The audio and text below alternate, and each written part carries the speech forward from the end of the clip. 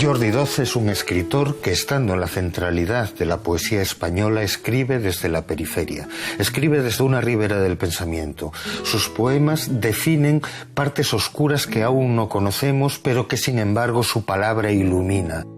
Hablamos con él de eso insondable que es la poesía. ¿Y llegamos a alguna consecuencia? Por supuesto que un enigma siempre tiene por respuesta otro enigma. Con nosotros esta noche en Clave de Fondo, Jordi Doce. No estábamos allí cuando ocurrió. Íbamos de camino a otra ciudad, otra vida, bajo un cielo cambiante que se movía con nosotros. Cruzamos campos verdes, amarillos, pueblos de gente suspicaz y cuervos impasibles, y ni una vez echamos en falta nuestra casa o sentimos nostalgia del pasado. Así era el viaje. Por la noche silencio, a la mañana niebla. Una vez encontré un botón de hojalata en el bolsillo y jugué a sostenerlo bajo el sol, arrojando destellos a las altas espigas. Luego fue una moneda usada y tuvimos el paso franco en todos los controles. Las llanuras de Europa son testigo. Ellas saben también que algo ocurrió, aunque nunca lo viéramos. Íbamos de camino a otro país, otra vida, sin bultos estridentes, sin lugar para el recuerdo. Todo salía a nuestro paso, ahora silencio y luego niebla.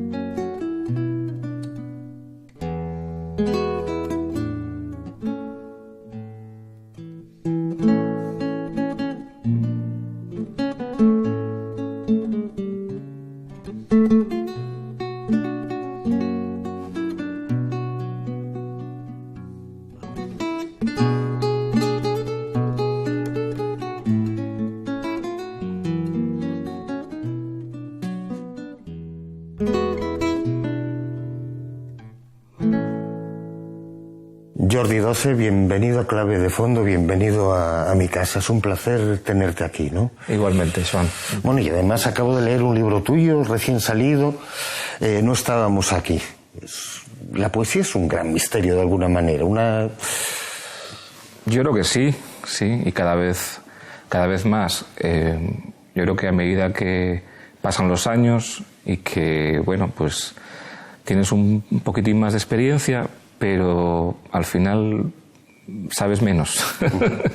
y yo cada vez sé menos de poesía, tengo la sensación, y para mí cada vez es un misterio mayor, ¿no? Y en este libro, es un libro que tardó bastantes años en escribirse, casi 8 o 9 años, muy lentamente, y tengo la sensación de que esos poemas son como visitas, ¿no? Son enigmas, y en ese sentido pues ya admites de buen grado esa dimensión misteriosa, enigmática de la poesía, ¿no? Un enigma que muchas veces su respuesta es otro enigma, ¿no? Sí, planteas preguntas más que respuestas, ¿no? Una cosa que yo vi al escribir el libro, lo comentaba el otro día en una lectura pública que hice de algunos poemas, es que quería que cada frase, que cada verso fuera muy sencillo, tomado individualmente o tomado de 2 en 2 o de 3 en 3, pero que el conjunto, que el poema resultante se abriera un lugar un poco distinto, ¿no? Que fuera, como digo, un poco escurridizo, ¿no? Uh-huh. Y bueno, no sé si lo conseguí, pero esa era un poco la intención, ¿no? Sin embargo, tus poemas aspiran a la claridad, ¿no? Y aspiran a la iluminación. Lo que pasa que no siempre lo que se ilumina es No sé, yo creo que, vamos, la experiencia que yo tengo es que nada de lo que yo escribo, sea prosa, sea verso, sea un artículo, yo nunca tengo muy claro lo que voy a decir, ¿no? Tengo una intuición, hay una especie como de brújula que te dice, bueno, yo quiero ir en esta dirección, ¿no? Pero lo que me encuentre por el camino no sé muy bien lo que va a ser, ¿no? Y entonces a veces, bueno, pues te lleva a sitios que no esperabas, ¿no? O al menos conoces lugares que no esperabas, ¿no? Y a veces son lugares más claros y a veces son lugares más oscuros, ¿no? Ahí sí que no...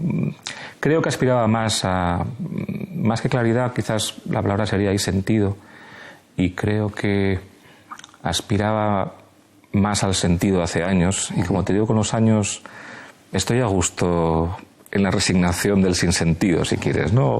Bueno, no me interesa tanto aclarar tanto las cosas, ¿no? Es una experiencia compartida también por muchos lectores, ¿no? Que se enfrentan a un poema. Yo tengo muchos amigos que con una formación, digamos que sólida, pero sin embargo me dicen, no, yo no leo poesía porque no la entiendo, ¿no? Sí. Bueno, entrar en eso nos llevaría mucho, ¿no? Pero yo creo que a veces hay como un miedo preventivo, hay un respeto excesivo a la poesía, ¿no? Supongo que también nosotros tenemos algo de culpa en ello, que a veces hemos defendido una idea quizás de la poesía que impone demasiado respeto al lector, ¿no? Incluso hasta el lector culto a veces tiene como miedo, como respeto, ¿no? Yo en las clases que doy en el Hotel Kafka muchas veces las concibo como dar itinerarios de lectura. Muchas veces mis alumnos lo que quieren es llegar a una librería y saber qué pueden buscar, ¿no? Y decirles, bueno, pues podéis leer a Sintbosca, o podéis leer a José Watanabe, o podéis leer a Gil de Viedma, o podéis leer... Y darles itinerarios, darles pautas para no perderse en esa selva, ¿no? Porque realmente les impone mucho respeto, ¿no? Y yo creo que una vez que descubren que la poesía es un lenguaje muy rico, que hay muchos tipos de poesía y que, bueno, y cada cual encontrará un poco la vía, ¿no? Con la que pueda dialogar más a gusto y de manera más productiva, ¿no? Te preguntaba esto porque, no sé si recuerdas, Shomus Hini hablaba de la inteligencia auditiva, ¿no? Sí. Que muchas veces no había que preocuparse por qué significa el poema, habría que dejarse llevar un poco por la masa sonora del poema y el sentido iba cobrando. Sí. Eso te decía yo que el lector funcionaba ahí como el poeta, ¿no? Sí, yo estoy de acuerdo. Yo durante muchos años di clases de inglés, ¿no? Y uno de los ejercicios típicos de las clases de inglés eran los famosos listening, ¿no? Que era ponerles una cinta, una grabación, y que tuvieran que, bueno, pues responder preguntas sobre lo que ocurría en esa grabación, ¿no? Esas grabaciones se escuchaban 2 veces. Y yo siempre les decía a mis alumnos, no os pongáis nerviosos, no os estreséis, no estéis buscando ya en la primera grabación el sentido, no, dejaos llevar. Escuchad simplemente, la primera vez, escuchad las voces y dejaos llevar por ellas y de alguna manera entrad en ese ritmo, ¿no? En esos acentos. Pues lo mismo la poesía. Yo creo que a veces la gente se pone muy nerviosa y no se deja llevar por los ritmos, por la música, por el sentido musical del poema, ¿no? Porque hay un sentido previo al sentido final del poema, que por otra parte siempre es un sentido un poco... Cada cual encontrará el sentido que quiera, ¿no? Y muchas veces los poemas se leen, pues alguien le da una dimensión más política, otro le da una dimensión más lírica, más personal, eso ya cada cual. Pero hay también eso, ¿no? Un sentido del ritmo de la música, de la sonoridad de algunas palabras, y yo creo que eso hay que cultivarlo, pero sobre todo lo que hay que hacer es tranquilizar al lector, no asustarlo. Sí, porque bueno, lo que está claro que también a leer poesía también se aprende, a disfrutar con la poesía también se aprende. Sí, obviamente, ¿no? Y quizás... como con la pintura o con... Es posible que estemos en una cultura, la nuestra ahora mismo, que ha perdido quizás un poco en la propia educación el gusto por las palabras, ¿no? Quiero decir que ahora... aquello que hacíamos de pequeños, ¿no? De ejercicios de redacción, dictados, imagino que se siguen haciendo, pero de alguna manera se ha perdido un poco el gusto por las palabras, por el lenguaje. No estoy hablando de un respeto, en fin, de estar hablando como en el siglo XIX, ¿no? Pero sí recuperar una cierta relación carnal, corporal, con las palabras, con el lenguaje, ¿no? Paladearlas un poco. Yo creo que eso quizás se haya perdido un poco, no lo sé. Tampoco voy a generalizar. Sin duda sigue siendo cierto es que quien habla bien piensa bien, ¿no? Seguramente. Sí. Y evidentemente si cuidamos un poco nuestra expresión verbal, si intentamos pensar un poquito lo que vamos a decir y cómo lo vamos a decir, sin duda eso también ayudará a que pensemos con un poquito más de claridad, ¿no? Yo, bueno, como nos conocemos desde hace mucho tiempo y también estoy en esa facción de la poesía, ¿no? Y igual es una hipertrofia mía, pero yo considero que la poesía transforma todas las cosas de alguna manera. Un libro de poemas puede aparecer ahora, lo leen 100 personas, pero sin embargo su dimensión en la moral, en la política, en la vida, en la percepción de las personas puede llegar a ser inmensa, ¿no? Sí. Bueno, yo a veces lo pienso y a veces me pregunto si no estamos queriendo justificar nuestra existencia, que a veces, bien lo sabes, roza la insignificancia, ¿no? Porque realmente el poeta escribe desde un lugar que muy precario, muy al margen de todo, con publicaciones muy modestas o incluso cuando no lo son, pues bueno, con muy poco recorrido social, ¿no? Comercial. En la plaza tenemos un puestín muy pequeño, ¿no? Tenemos un lugar ahí un poco al margen en el mercado. Pero es posible que efectivamente, bueno, es seguro, en el caso de los grandes poetas es seguro, ¿no? En el caso de los grandes poetas uno va viendo cómo al cabo de los años esas palabras van pasando acaban siendo de todos, efectivamente, ¿no? Y van pasando de persona en persona, de boca en boca, de oído en oído. Los lectores de Bécquer pudieron ser un puñado, ¿no? Pero ahora Bécquer se ha convertido, sí, en sus palabras, ¿no? En ese sentido yo no estoy de acuerdo con ese famoso verso del poeta inglés Auden, ¿no? Que decía que la poesía no makes nothing happen, ¿no? Es difícil de traducir porque es una especie de afirmación-negación, pero no hace que no se cree nada, no cambia nada, no transforma nada. Bueno, yo creo que sí, que a la larga, como bien dices, hay un proceso de transformación de las conciencias, ¿no? Yo creo que eso sí. Yo creo que las palabras de la poesía son como pequeñas señales en el mapa de la existencia, son como pequeñas orientaciones para que la conciencia sepa un poco guiarse, ¿no? Pero evidentemente es un trabajo lento, va calando poco a poco, pero no es inmediato, no es visible, es modesto, pero a la larga es permanente, sí. Yo creo que en ese sentido estamos de acuerdo. Jordi, tú, además de poeta, eres traductor, has sido editor, o eres editor, digas, en el mundo de la literatura muchas cosas, y también reflexionas sobre la poesía, cosa que en España no es tan habitual. Sí. Bueno, yo creo que la escritura de poemas, tú bien sabes que la poesía, aunque uno la busque, no siempre la vas a encontrar. Dije antes que los poemas, por ejemplo, de este nuevo libro en muchos casos eran visitas. Es decir, que la relación como creador siempre es una relación intermitente, ¿no? Puede haber momentos de exaltación, puede haber momentos de entusiasmo, pero estás un poco al albur de lo que la propia poesía te proponga, ¿no? Y por otra parte, hay un elemento, hay una dimensión didáctica en mi relación con la poesía. Yo quiero devolverle a la poesía mucho de lo que me ha dado como lector, también supongo que como creador, y entonces me gusta enseñarla, me gusta compartirla con mis alumnos, me gusta editarla.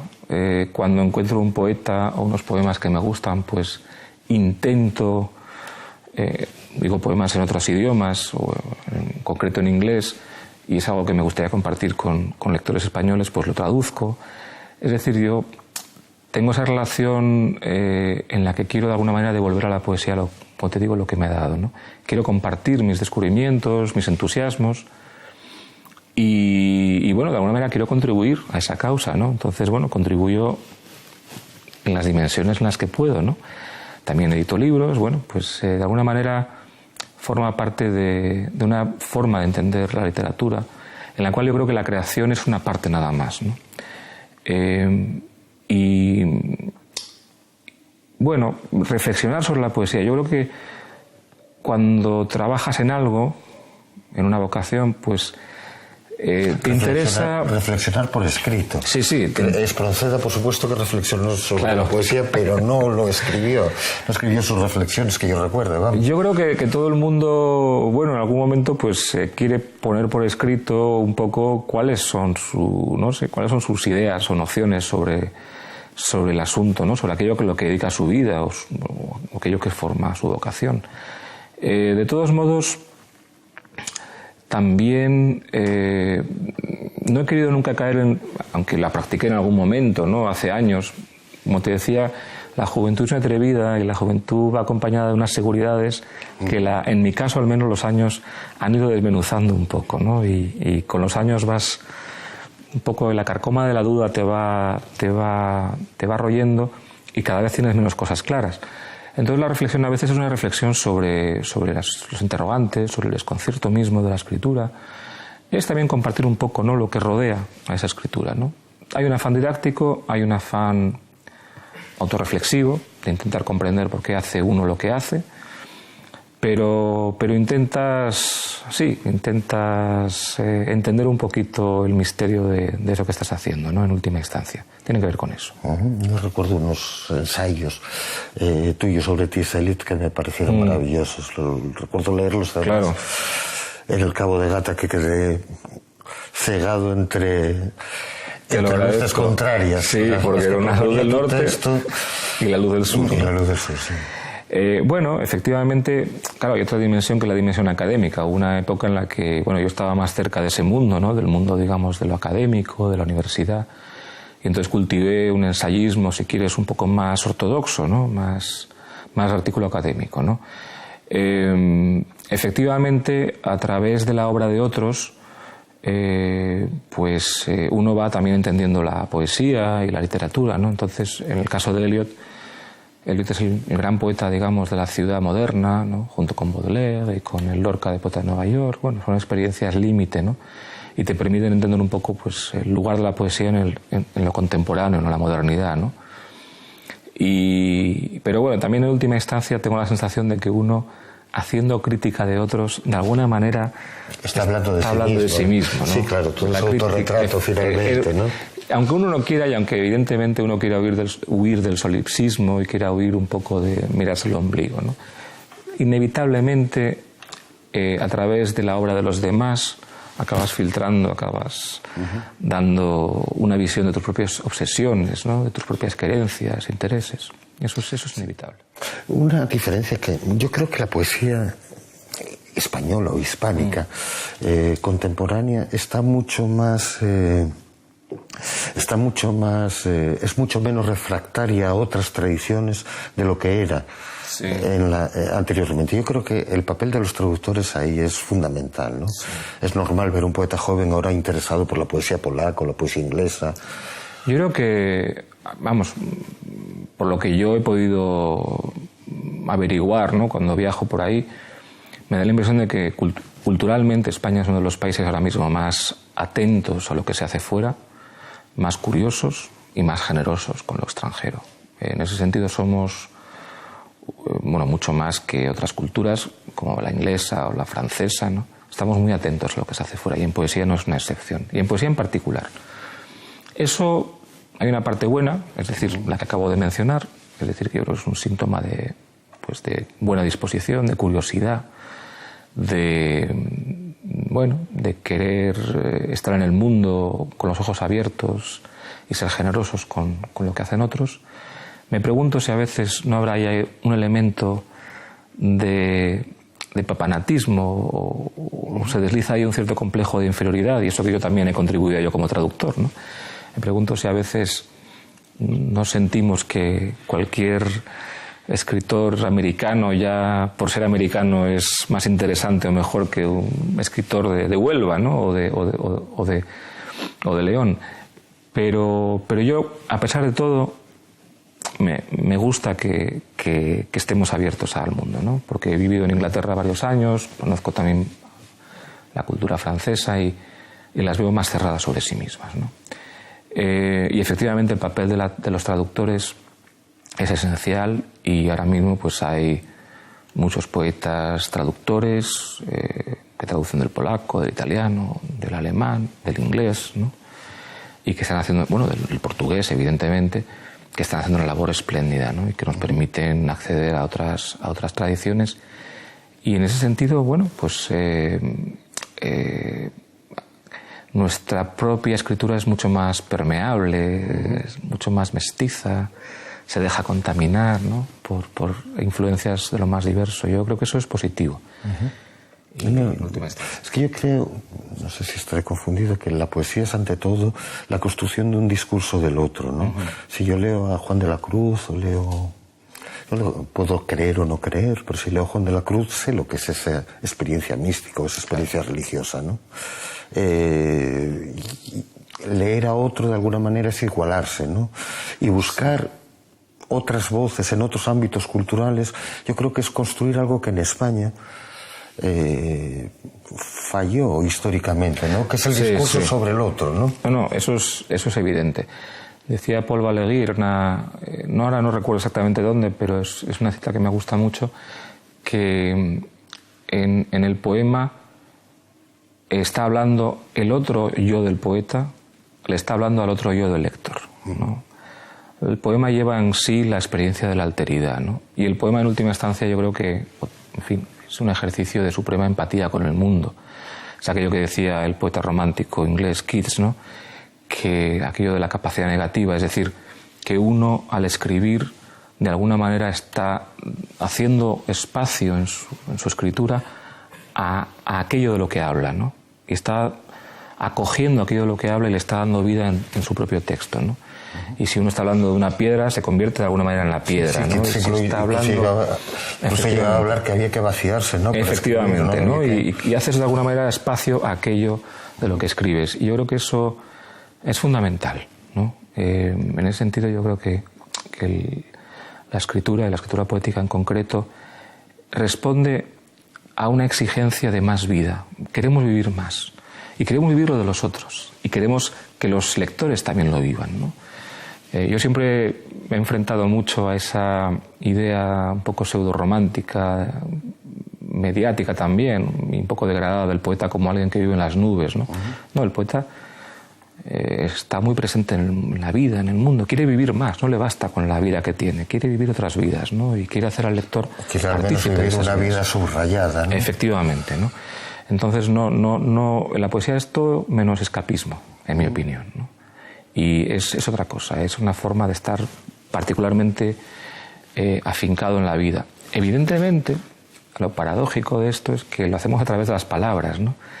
Y el lenguaje y las palabras podría entenderse que a veces nos alejan de la vida, ¿no? Entonces, porque son una mediación, ¿no? Están ahí un poco entre nosotros y la vida. Pero en última instancia, a través de las palabras queremos estar más presentes en la existencia. Y bueno, estamos en esa paradoja, en esa aparente contradicción, pero yo creo que en última instancia es una contradicción que nos hace, que nos mueve, ¿no? Y esta búsqueda hispánica de otras tradiciones, fundamentalmente europeas o del ámbito occidental, aunque también Oriente llama poderosamente la atención desde el siglo XIX, ¿no? Pero fundamentalmente son estas, no están prefigurando una nueva tradición, una tradición europea, que en principio ya existe, pero...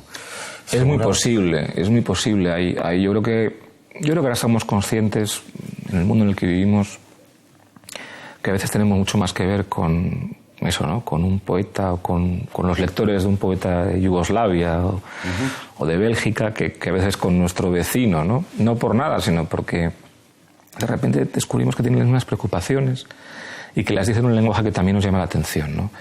En ese sentido, la poesía está convirtiendo en un lenguaje internacional como lo era el cine o como lo puede ser la música.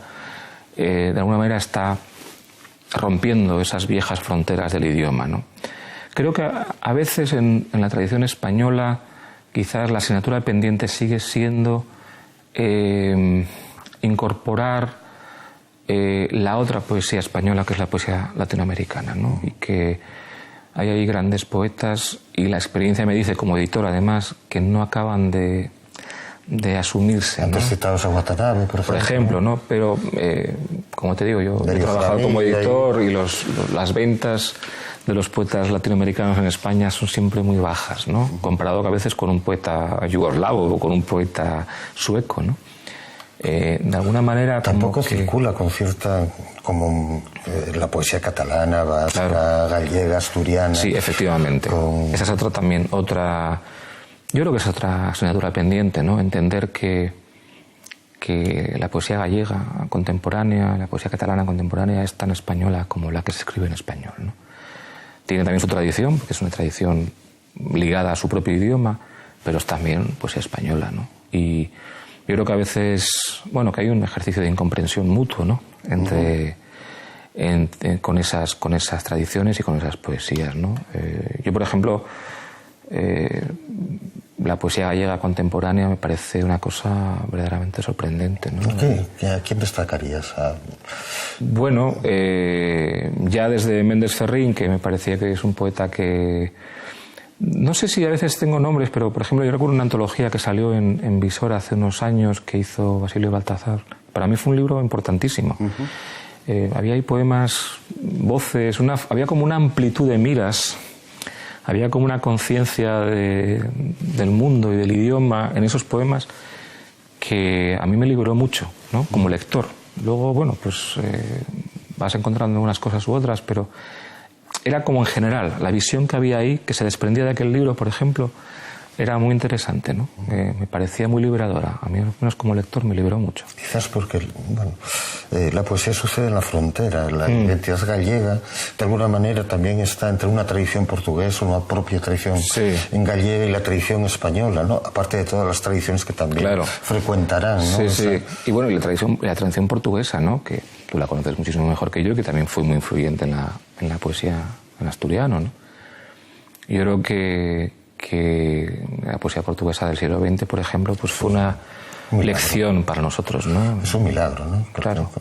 Como es un país pequeño, en realidad. Claro. 9 millones de personas viviendo allí, de repente generan una potencia.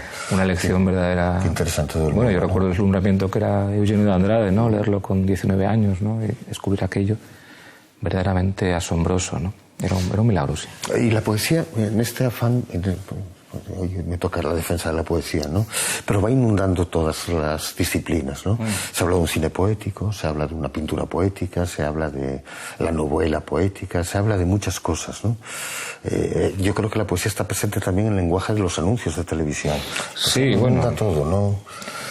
Sin duda, bueno. No todo es poesía. Conoces bien y supongo que también algunos televidentes conocerán a Fernando Beltrán, ¿no? Que es un estupendo poeta asturiano, aunque residente en Madrid, que tiene una empresa que se llama El Nombre de las Cosas, ¿no? Y él aplica, digamos, los principios, su vocación poética, pues la aplica para dar nombres a empresas y bueno, con cierto éxito, con gran éxito. ¿no? Y con gran éxito, y además ha creado nombres memorables, ¿no? Que luego, bueno, pues han quedado ahí como Amena, o en fin, o Lopencore, pero que también era Faunia. Efectivamente. Bueno, yo a mí cada vez me gusta más, la verdad, una escritura un poco libre, fuera de géneros preconcebidos, ¿no? A mí me agotó mucho hace años la idea del poema-poema, del poema cerrado, abrochado, perfectamente, ¿no? Como muy, muy pulido y, como digo, muy cerrado, ¿no? Bueno, hay, evidentemente esa es nuestra tradición y hemos vivido, ¿no?, en la tradición de esos poemas, ¿no? Pero cada vez me interesaba más a veces la poesía del apunte, la poesía del fragmento, la poesía de ciertas reflexiones, ¿no? Incluso de artículos breves que podían de alguna manera no sé, incorporar más mundo, ¿no? A veces me parecía que el poema cerrado, bien escrito, muy formal, dejaba demasiado mundo fuera, ¿no? Esa era mi experiencia personal escribiendo, ¿no? Y por eso he tardado casi más de 10 años en publicar un nuevo libro de poemas, ¿no? Porque me volqué en otro tipo de escritura y me parecía, al menos durante un tiempo, me satisfizo más. Y eso también me ayudó a que los poemas nuevos, creo, que están un poquito más deshilachados a conciencia, ¿no? Más, las costuras un poquito más abiertas, ¿no? y más flojas, y eso me parece interesante. Yo creo que evidentemente la poesía está en los poemas, o debería estar en los poemas, pero también debemos ser conscientes hasta qué punto una idea demasiado cerrada, demasiado refractaria a la vida. Sí, a veces puede ser contraproducente, ¿no? A veces también hay que abrir los oídos, ¿no? y darse cuenta de que en otras formas y con otro tipo de escrituras podemos también atrapar el flujo de la vida, ¿no? Que también de eso se trata, ¿no? La poesía en última instancia tiene que ver con la vida. Tiene que ver también con ella misma, evidentemente, porque es una tradición, pero también tiene que tener que ver con la vida, ¿no? Es una forma también de conocimiento. Efectivamente. Es una forma de conocimiento. ¿Y una forma de pensar también? Pues claro que sí. La verdad es que la poesía es una forma de pensar distinta y tan legítima como otras. Te comentaba yo antes que muchas veces cuando empiezo a escribir no sé muy bien dónde voy a tirar, ¿no? No sé muy bien por dónde acabaré. Tengo una intuición, hay un hilo que más o menos parece que puedo seguir o que tira de mí, pero no sé muy bien lo que va a salir y lo que va a aparecer en la página o en la pantalla del ordenador. Y las palabras se llaman unas a otras, las imágenes se llaman unas a otras, los recuerdos se llaman unos a otros, ¿no? Hay palabras o imágenes que convocan escenas de la memoria. Y bueno, uno mismo a veces es el primer sorprendido ante lo que sale de ahí, ¿no? Yo evidentemente creo que hay una lógica poética y un pensamiento poético como lo hay también filosófico. La filosofía abstrae, ¿no? Quiere crear sistemas y abstracciones y conceptos generales. La poesía te encarna en la vida. La poesía realmente te devuelve a la vida, no abstrae, va a lo concreto, ¿no? Por eso yo siempre defiendo que el poeta es un ser que está en la tierra, ¿no? Por eso Johnny de Andrade hablaba de los hombres de la tierra, como hablaste también tú. Eso para mí es fundamental, ¿eh? La poesía es una forma de ponernos en tierra, de anclarnos en tierra. Jordi, un placer. Igualmente, Joan, muchísimas gracias. Contigo charlando de estas cosas. De estas cosas, sí. Hasta la próxima.